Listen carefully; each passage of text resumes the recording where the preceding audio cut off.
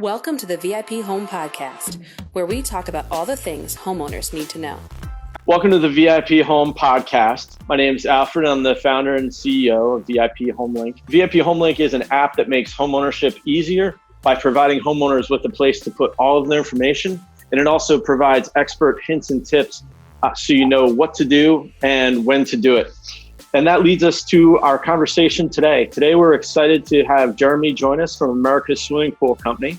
And we're going to talk about pools, pool safety, and more. So Jeremy, welcome. Thank you very much for having me. Pleasure to be here. My name's Jeremy Johnson. I am one of the owners of local franchise here in the Charleston, South Carolina area. ASP is a franchise organization, all independently owned and operated. Our franchisor is located in Macon, Georgia. America's Swimming Pool Company, or ASP as we call it, was founded in 2002. And we've been serving homeowners nationwide since 2002. We are now located, we have 257 different locations, located in 21 states. The original founder, Stuart Vernon, is still today the president and CEO of America's Swimming Pool Company. The reason we got into the swimming pool industry, give you a little bit of background, I spent 13 years in corporate America. Logged many miles. Left corporate America, I was driving about 7,000 miles each month. And I went back to my college years, building pools and decking and doing roofing work. And I thought, man, those were the years when I was most happy. ASP's model is different from most companies in the service industry, where they really strive to identify individuals with business backgrounds and teach them about the pool industry, as opposed to individuals that are hands-on and handy, and then you have to teach business background. It's a little bit more difficult when you're an owner and you're making difficult decisions, when you'd rather be turning wrenches and installing widgets. We really enjoy the ASP experience. ASP, and specifically our location, company-wide, really prides itself on providing lasting, long-time poolside memories for our customers by efficiently handling all of their pool needs, whether it be service, maintenance, or renovation, and even installation in some cases. Excellent. So I know a number of people in the audience right now are pool owners. We have a number of people who are members on the system who've been considering getting a pool. And then there's probably some other folks who may have the best of all worlds, where their next door neighbor who they're very close to has a beautiful, well-maintained pool that they get to go over and use whenever they want. But in the case, to know. Exactly. In the case of those who've got the pool, or those who are considering the pool, what are some of the things that you see in the seasonal maintenance that needs to take place? And what are some of the things that folks need to be thinking about from an upkeep point of view? It really depends on the market you're in. Some of our locations that are more northern tier locations, Maryland, Virginia, their seasonal changes or responsibilities, so to speak, for their customers are different. Here in South Carolina, we don't recommend closing pools. Actually, of the 350 plus stops that we make each week, I can count on one hand how many of our customers actually cover their pools. And we don't, even at that, we don't winterize. From a seasonal perspective, in the northern markets, the northern climates, removing your cover is always, let's see what we're going to find this spring. The pool's been sitting idle all winter long. I grew up in Pennsylvania, in eastern Pennsylvania, and I remember Memorial Day weekend and Labor Day weekend where you open the pool and you close the pool. There are things that you need to do seasonally, making sure that you're inspecting your equipment, no matter what market you're in, making sure that you don't have any visible leaks. Whether it's a pump or a filter, a salt cell, a chlorinator, they all have gaskets and O-rings, and they fail. And so it's extremely important from a seasonal perspective that you're monitoring this very closely at the beginning of the season. The last thing you want as a homeowner is to be fighting your pool all summer long because you're adding chemicals, but those chemicals are being allowed to leach from the pool because you have a leaking seal, or your pump isn't running as efficiently or for as long as it should. It really on how long you run your pump and what do you have your timer set for. Other seasonal maintenance items include inspecting your filter. Different filters require different media, whether it's a sand filter requiring sand, and that sand should be changed 3 to 5 years, or whether it's a cartridge filter and removing the cartridges, inspecting them, making sure that they're in good shape and cleaning them at least twice a year. And DE, diatomaceous earth filters, would be the third, making sure you're doing similar to a cartridge filter, that you're breaking the filter down, inspecting them. Being in the know and monitoring your equipment will help you to avoid any kind of seasonal problems just by staying ahead of it.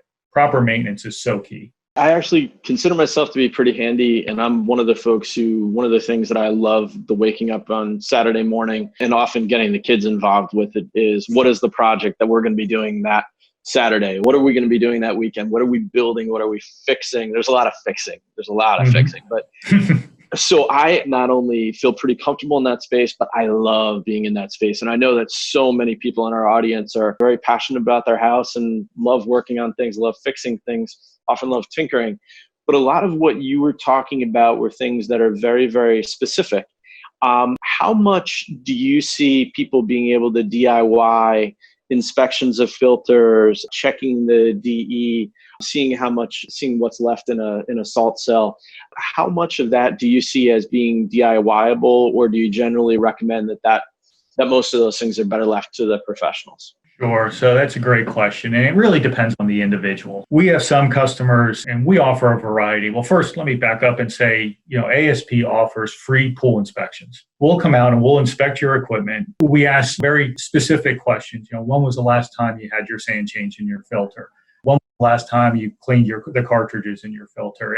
And so we can go over that information and mull over with customers the best course of action. And we have a lot of customers that, based off of those free pool inspections, will say, that's great. I didn't think about cleaning my cartridges. It's probably been a year, and we can lead you in the right direction. And if somebody wants to tackle it, I think it's great, because the more information and the more comfortable you are with your pool, even our maintenance customers, the better experience you're going to have, because you're aware, how it should run. And when it's not running that way, there's a problem, and you can contact us, and then we can get there in an efficient manner to address it before it becomes a real issue. But there are a lot of things, day-to-day things, weekly, monthly things that homeowners can do on their own outside of what requires a service technician. We're obviously there for many of our customers say, hey, hands off, I don't want to deal with it. Just let's get it taken care of. But for those that want to take care of their pools, cleaning a filter, checking chemicals, that stuff is something that every homeowner can do if they're willing to. So I love that. So you're looking at it from the angle of, how do you enable, empower, educate them, get them kind of excited about some of that. Even if you guys are doing it, it still sounds like that's something that only benefits both of you. If they're a smarter pool owner, is probably a better pool owner in a lot of ways. So that's very good to hear. Something that we heard a while ago, and I know that this is prevalent in the Northeast and also in the Pacific. I think it was actually a customer or a member who was out of Washington State. The story of when they opened the pool, it was their first time owning a pool, and they were absolutely shocked. The pool company was rather comfortable and calm when they took the cover off, but it was just a swamp. And that was absolutely shocking to them. They thought that they did something wrong, potentially opened the pool a little bit late. And I realize that you guys encourage folks to not open and close, to leave the pool open. But have you seen any cases like that as well, too, with some of the pool openings where my folks goodness, may be shocked?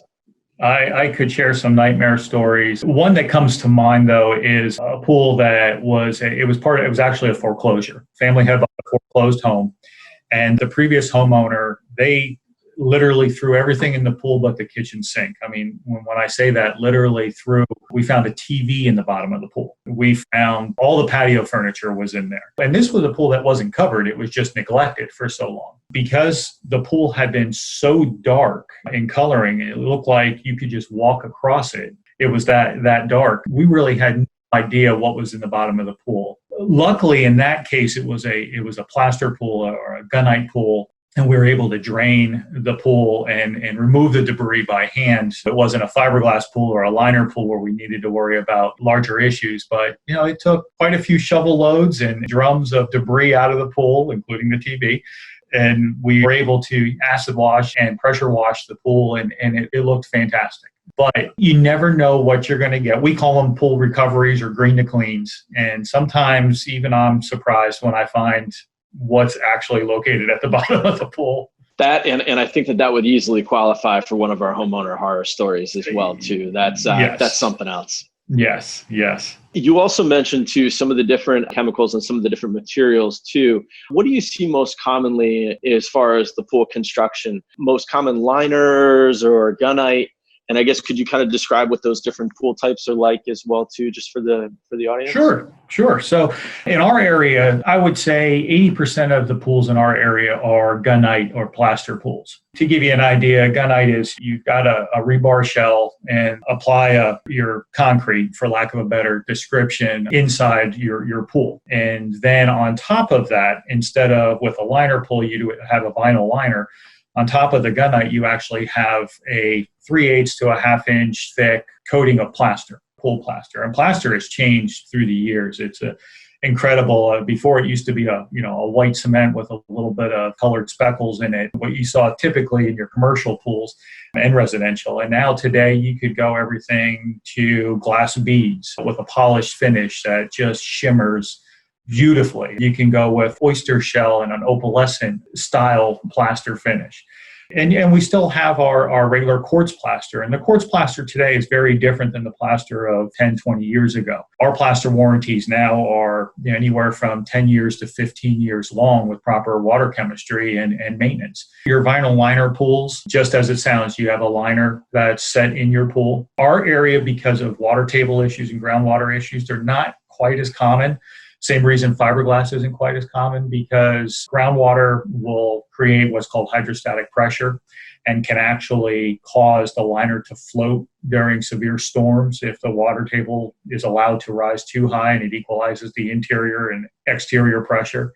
Fiberglass pools are another option for our customers, where just like fiberglass boats, it's basically a pool shell that's set in the ground. It's the fastest of the construction process. You would have a pool in your backyard within a couple of days. But again, there are limitations, especially when it comes to groundwater. But no matter what kind of pool you have, the most important thing is proper water chemistry and maintenance. That's where we really focus, and that's the assurance that we provide as a company when we're out and our technicians are out in the field, that they're testing all chemicals, not just your chlorine and your pH, but your alkalinity, your calcium, your cyanuric acid levels, making sure that things that typically are overlooked by regular homeowner, that we're monitoring that so that you get the longest, most pleasant experience out of your pool. So that's really interesting too, because there's sometimes where I think a lot of homeowners will look at it as, well, the water's clear, it's beautiful, or it doesn't feel funny when I get out of the pool, so everything may be okay. But you can also have your pH out of whack, which can also eat away at some of the metal and some of the fittings and the mechanicals, which sounds like can have a really bad effect too. As far as the chemicals go, for years and years and years, the only thing you ever heard, and this goes back to when I was 14 or 15 years old and I was adjusting the chemistry in the pool that I lifeguarded at, and I still remember titrating and figuring out the right chlorine levels and all that. And I will never get that smell out of my head. What do you see as far as, have there been technological changes around, like has there been a bit of a shift or a trend away from chlorine or back to chlorine? How are people looking at that now? Sure. So great question. So there have been changes. Probably the best, I don't want to say invention, but introduction into the pool industry, probably the best way to say it is the installation of salt systems. Saltwater pools have become the go-to. The swimming experience is much more pleasant. You're swimming in a mineral pool. If you were staying at a high-end resort, they would say, we have a mineral pool. They have a saltwater pool. But no matter what, whether it's a saltwater pool or we see more ozone systems and UV systems now, no matter what style, whether it's salt, ozone, UV, they all require chlorine. So all pools, even if somebody has a saltwater pool, they do have a saltwater pool, but chlorine is a byproduct of the salt system's production of chlorine. The reason why it's such a great innovation is because the salt molecules are able to recycle themselves. So unlike chlorine, which gases off and burns off into the atmosphere, salt does not evaporate. And so it's allowed to make a steady production of chlorine, which is why the swimming experience is so much better from start to finish from the beginning of the season to the end of the season, because The only way the salt level lowers is through rain or adding fresh water with topping off your pool and dilution. So you always have that constant chlorine presence. Pentair, Hayward, J&D, all the major manufacturers now have constant chemical feed monitors where you have two probes, a pH probe and an ORP probe, and they will actually tell the automation system, okay, we need to deliver more acid into the pool, or we need to produce more, the salt cell needs to turn on and produce more chlorine. Innovations such as that have made the swimming pool industry so much easier for the consumer and honestly for us as well, because instead of adding those chemicals directly to the pool now, we're adding them to, say, a holding cell or a barrel, like an acid barrel or your salt cell being there. And this system is now responsible for monitoring and delivering the proper amount, the proper dosing of chemicals. Instead of having to put in more tablets, and I feel like my chemistry background, I've never connected the dots, but NaCl, it's the Cl of the NaCl, right? That's it. Close. That's it. Right. That's it. And when you get that, so that sodium chloride molecule, the way the salt system works is the salt water molecule runs through a low voltage cell, which separates your sodium from your chloride molecule, and you get your chlorine in the form of gas and your sodium on the other side. Well, when the chlorine goes in and it's rendered neutral, it'll rejoin with the available sodium molecule in the pool and it recycles itself. So I love it. It's by far the best innovation. Just not only does it feel better, but it's a more constant and reliable source of chlorination and sanitation. And as far as people who we know that a large percentage of folks who are members actually have chlorine-based systems. As far as the conversion goes, is that something that's hundreds of dollars or thousands of dollars, or is it tens of thousands of dollars? How much does something like that actually typically run for a standard size pool? Sure, great question. So it really depends on your setup, whether you have automation, whether you have a standalone pump filter system that's just run off of a simple intermatic timer. But the average cost for a saltwater conversion is anywhere between $1,500 to $2,500. Okay. And it sounds like that can also, by making sure that the chemistry is right, it sounds like it could actually extend the life of a gunite pool, potentially a fiberglass and lined pool too. Without a doubt. Because instead of your peaks and valleys that you typically have with a chlorine delivery system, you peak when you add your chlorine and then chlorine dissolves and dissipates in the pool, it drops. So between your adding chemicals, you have peaks and valleys. Salt system is a much more reliable system in that you can set it, and I don't want to say set it and forget it, but you can set it and it's going to monitor chlorine consistently over a longer period of time. Even if you have a party. And the other thing we've noticed too is during some of the really, really hot days of the summer, we can check it in the morning and have a noticeable drop in the chlorine. I don't know if it's from the heat or there's something goes on those hot days, but it drops. So yep, that leads to part of the training that ASP focuses on, that American Swimming Pool Company focuses on with our technicians, because there's a fifth and often neglected chemical that is very important, and that being cyanuric acid or stabilizer. And think of your cyanuric acid or your stabilizer as sunblock for your chlorine. On those really hot days when the pool is gassing off and the sun is beating down and burning off your chlorine levels, you are going to have a dip. Same with bather load, that the more people that are swimming in the pool, a higher bather load is going to cause your chlorine to dip. But cyanuric acid helps to maintain, on those really hot days, your available chlorine in the pool. There are some products in the market that call themselves chlorine blankets or sun blankets, but it's a sunblock for your chlorine that prevents it from gassing off into the atmosphere as quick. How cool. And again, I love your point as well about getting the chemicals right, maintains the system, maintains the actual body of the pool. We spend a ton of time doing research and working with our members in the community to try to figure out ways to save our members money by not having big, expensive repairs. So it sounds like some of this is preventative. Do you also notice, you mentioned that there's kind of a different quality, like does the water feel at all different too after a salt conversion? In my opinion, it does. I mean, it's all anecdotal and everybody's different, but I can tell you I've got two kids, 14 and 11, and both of them are year-round swimmers. They swim competitively, and when they're in chlorine pools, my daughter's hair, their skin, it just feels different when they're swimming in the chlorine pools. When they swim in our pool, they get out, and I don't hear my hair's matted. It's a very different feel. And to put it in perspective, I always try to explain to homeowners and customers, potential customers, that the ocean is roughly 27,000 parts per million in terms of salt level, depending on your system, but your residential swimming pool is typically 3,500 to 4,500 parts per million. Many people think that, well, if I have a saltwater pool, I don't want to get out and feel crusty like I do when I'm at the ocean. You don't have that same feeling. It's a much lower salt load, but it's basically just enough to produce the maximal amount of benefit. Excellent. That's definitely good to know too, because that is a question that we've gotten over time too, is does the water feel different? Is there a film or anything like that? Yeah. So you also mentioned a very interesting point too about how long pools actually last. We have lots of people on the platform who have pools that are 30 years old, gunite pools that are 30 years old. We have a number of folks who've installed more recently. One of the things that we spend a lot of time doing is trying to help people understand how to budget for potential pool resurfacing and things of that nature. How long do most gunite pools actually last before they have to be stripped and updated? Is that a lengthy and an expensive process too? Sure. So great questions. Your typical gunite pool with proper water chemistry, you can get years of enjoyment out of it. The typical lifespan that we see, the sweet spot that I see in our industry is right about 10 to 12 years. 10 to 12 years, the plaster starts to look a little dingy. All of our water in our area specifically has a high metal content. Metals and chlorine don't go well. Pretty much every pool company truck, you can see discoloration on the bumpers from rusting and from chlorine and rain. And I didn't notice that until you said it.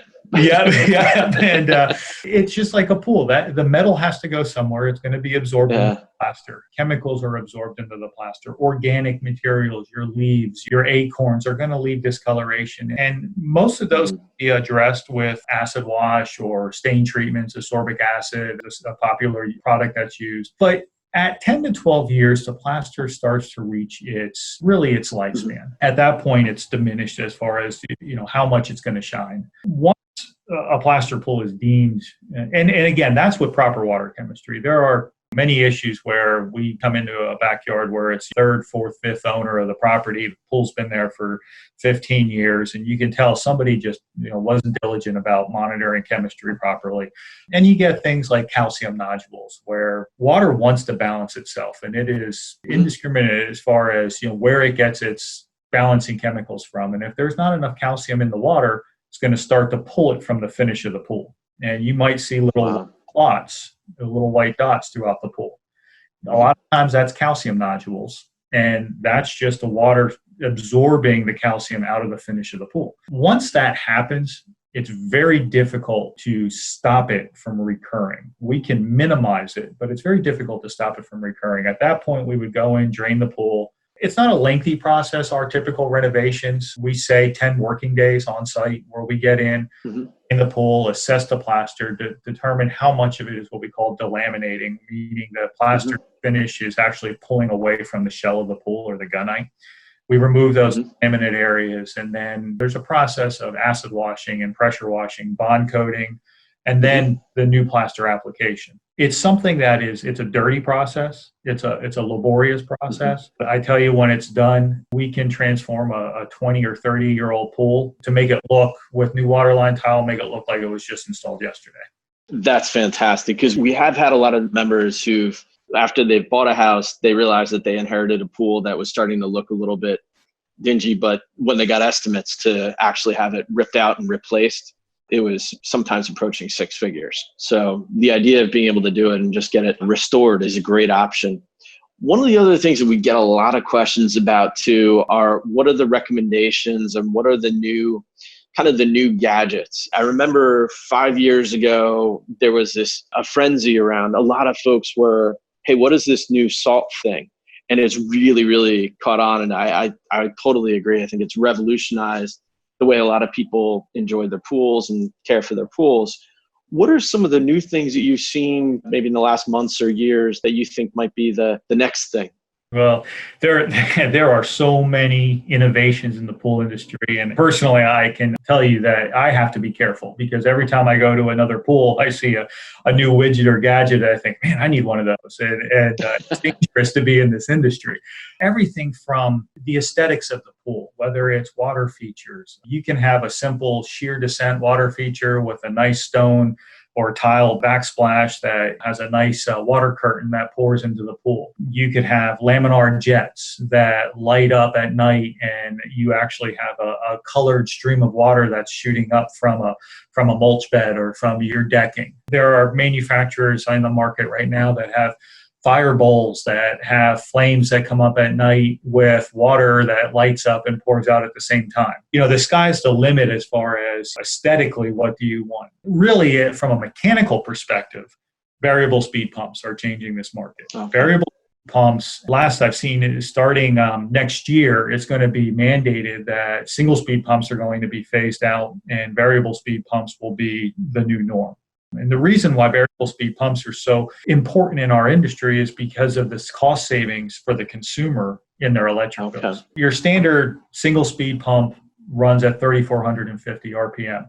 A variable speed pump, you can program to run at different speeds throughout the day. So let's say 8 o'clock in the morning, your pump is set to turn on, running at maybe 2,500 RPM. Turn the water over as fast as possible because it's been sitting stagnant all night long. Let's get the chemicals circulating and best filtration. But then for maybe the next 8 hours of the day, we want that pump running and filtering, but it doesn't need to run at 3,450 RPM. I kind of explain it to homeowners as when you're on a long drive, it'd be great to just put the gas pedal down to the floor and get there at 120 miles per hour.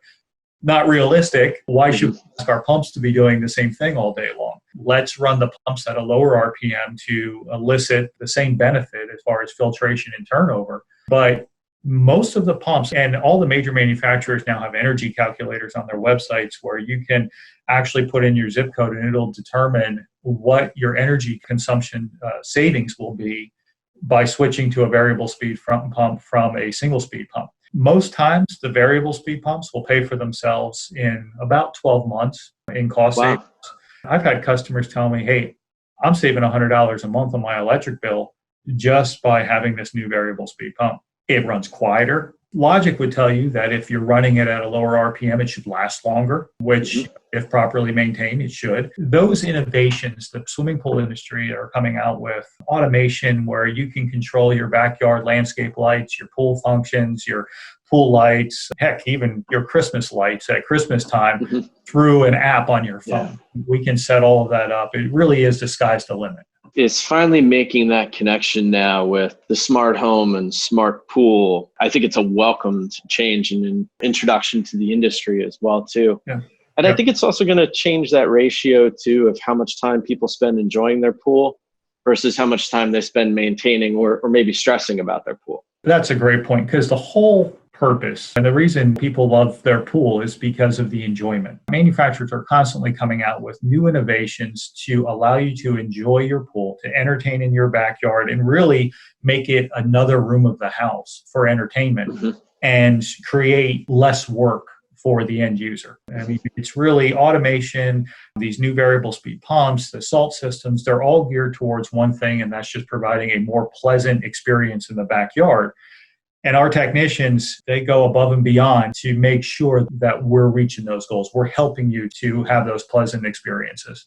That's excellent. Along those lines, if we look at it based on the number of questions and the levels of interest too, we always get a lot of questions about the conversion. How do I make the pool more efficient? How do I spend more time enjoying it? But the other big question is, how do I take into consideration pool safety? Us personally, we actually, at first, we were looking almost exclusively at houses that didn't have a pool just because we didn't necessarily want the variable. We then learned that with fences and things, there's ways to make it safer, but there is still always risk associated. And one of the questions that we get so much is, what are ways in which you can make the pool experience safer, especially in the context of young children? Great question, because it seems all too often we see those horror stories. It's something that can be avoided. Things such as baby gates. We can drill anchors into your decking and provide a mesh fence around the entire perimeter of the pool that is removable. Steps like that. In the off season when maybe we're not spending as much time outside, but our pool remains. And parents, I get busy making dinner or doing work in my office, and having the peace of mind that maybe in the right market, a safety cover is a real investment for my family. It's not just isolated to your kids, even pets. We have customers that have safety covers or retractable covers, automated covers, baby gates for their dogs. I know our first dog was a golden retriever, and she would go in the pool and swim circles until somebody threw something in for her to retrieve and bring out. She would not get out of the pool. It was great in the summer. It was hours of entertainment for us. But in the winter months, you worried because it does get cold. Things such as baby gates, safety covers, retractable covers, automatic covers. Even at the very least, if a family has young kids, you can buy a simple device that is battery operated. Some of them are even solar operated, where it sits on the edge of the pool, and anytime it detects a movement in the pool that's unexpected, it will sound an ear-piercing audible alarm just to alert you that something is in the pool, something's not right, there's movement here, it requires your attention. Those items are so critically important. You can't pretend to believe that you're going to know every moment of every day what your kids are doing, but there are things on the market that will allow you to at least know that they're there to alert you and to protect your children and your family as much as possible. And do you recommend the belt and suspender approach to fences, or in so many ways a must-have, but then also coupling that with some of the wrist alarms or the edge of pool type of alarms too? Yeah, I do. If you've got young kids, I worry about the neighbors' kids. A similar story to what you described earlier. We didn't look at houses that had pools for the same reason. Our kids were water smart. They've been swimming since they could walk. But I worried about their friends. I worried about the neighbors' kids. I know in a perfect world, everybody would understand that a closed gate means it's closed off. But I know that kids have a funny way of following their imagination and finding their way into an area that they shouldn't be. I highly recommend whatever peace of mind you need, that you can sleep at night and know you're taking every step possible to protect your loved ones and your neighbors. So critically important. That's a great point too. It does seem like the incidence of at least people talking about pool hopping does seem like it's kind of trended down a little bit. I remember the days. Yes. So Jeremy, we have covered so much information. We're so grateful for all the insight you provided. We've talked about efficiency. We've talked about making sure the pools last longer.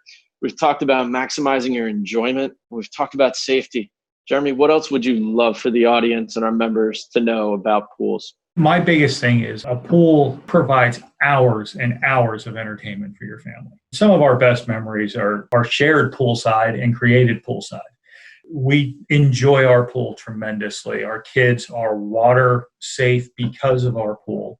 They're strong swimmers because they've been around it. And for me, we get a lot of questions from people saying, well, I'm thinking about this house, but I just don't know because a pool is a lot of work. And a pool can be a lot of work. But relying on companies, specifically our company, we would love to provide a free pool inspection and a consultation where we can come out and say, this is a big pool and it is a big responsibility, but there are so many ways that ASP and all of our locations are capable of making it as user-friendly as possible so that you can spend hours and hours with loved ones and friends and really enjoy the backyard.